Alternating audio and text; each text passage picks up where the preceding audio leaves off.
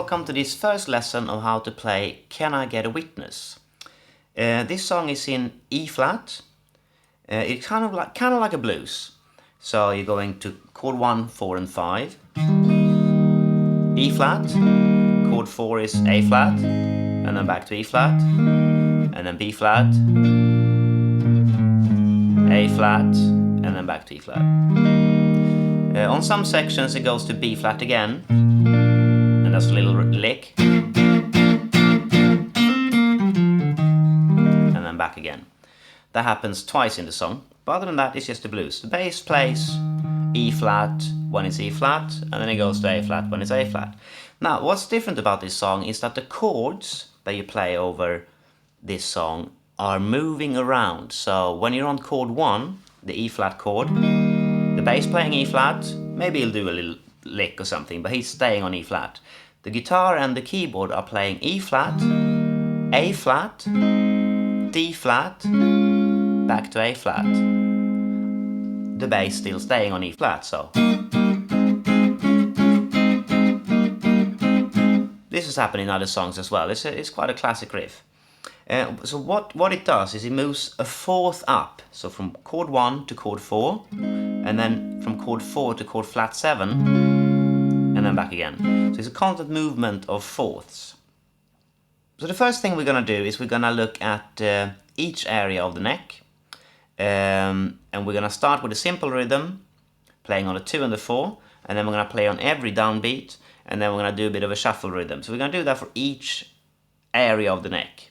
We're not going to play freely, we're only going to focus on this. So the first one should have been a D shape for the E flat, right? That one. Really difficult to fret the full shape, but we could have used the top bit. The nearest A flat is a G shape, so we can use that bit. And the nearest D flat is a C shape. So it would have been.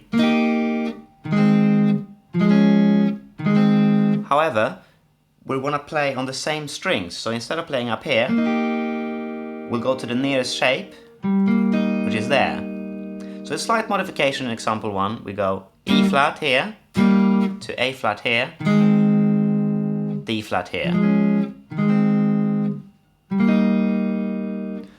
Right, example 2, we actually stay in the same area. We keep that chord shape for D flat, and then we go to an E shaped A flat, A shaped D flat. So that makes more sense. So the first example, we borrow this shape and play the other shapes down here. In example 3, we play an A shape, and then we play a D shape for the A flat, and then we play an E shape.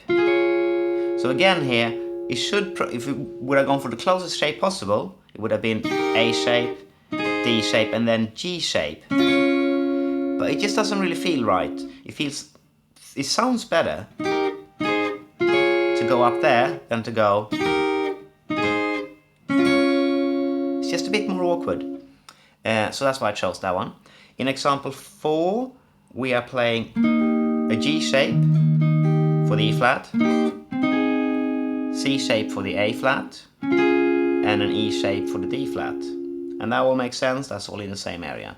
And in the last example, we play an E shape, A shape, and instead of going to a D shape here, we borrow that C shape again, similarly to what we did further down the neck. So it goes. Okay, so I'm going to play through all examples to demonstrate this. Use the loop below to practice them individually, and then come back to this video here and play in the gaps between when I'm showing each area. Here we go.